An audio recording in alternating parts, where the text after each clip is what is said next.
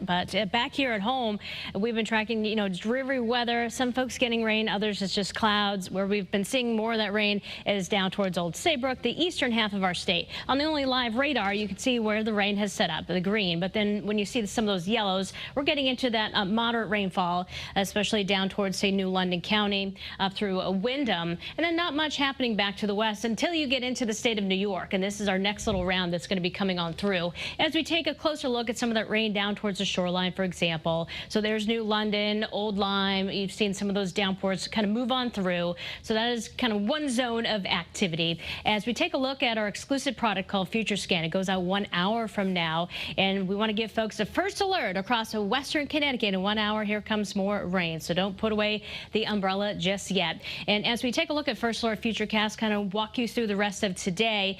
As we go through the afternoon, additional downpours kind of moving across our state, hitting it, missing nature, and then it takes until this evening. That's 7 o'clock. Things start to quiet down and we clear on out going into tonight. Temperatures not bad. The warmest down to the south and east. We have upper 50s, Norwich, Groton. You go back towards the northwest, starting to see some of that cooler air filtering in. 46 degrees in Salisbury. So the forecast for today, inland, for example, we're hanging out in the 50s through 4 o'clock, and then we start to cool off once the rain is over and done with. As we look ahead down towards the shoreline, those 50s go away by 7 o'clock, and then we tumble into the 30s as we clear on out heading into tomorrow morning. So here comes another surge of rain, but look back to the west. It's all about the snow and the cold, and some of those flurries will make it here by tomorrow. So right now we're seeing a little enhanced development because of a little low pressure system riding along that cold front. This system will move on through, and then once that happens, that cold air lurking back to our west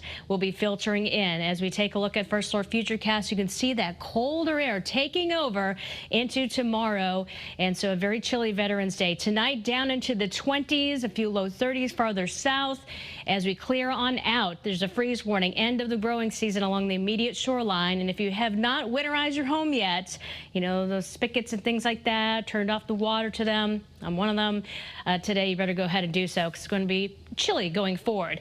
Tomorrow, look at the actual temperature, for example. In the 30s, some spots low 40s, and then we have the wind. That's the worst part. It's going to make it feel like it's in the upper teens, low 20s in the morning, maybe at best about 30 degrees tomorrow afternoon.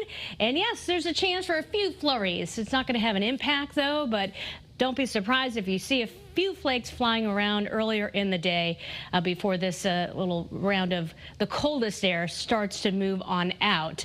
We're below average to end the week. Normal high is 54, so yeah, upper 40s for highs. But see, most overnight lows are at or below freezing. That's why it's like, yeah, time if you've been waiting to the last minute like myself, to finally detach the hose and do all that kind of stuff. For the weekend, we are dry right now, though a few showers could be added to Sunday's forecast. We're breezy on Saturday. It's cold if you're going to the game. Like myself, we're going to plan on bundling up. Today's the last warm day for a while.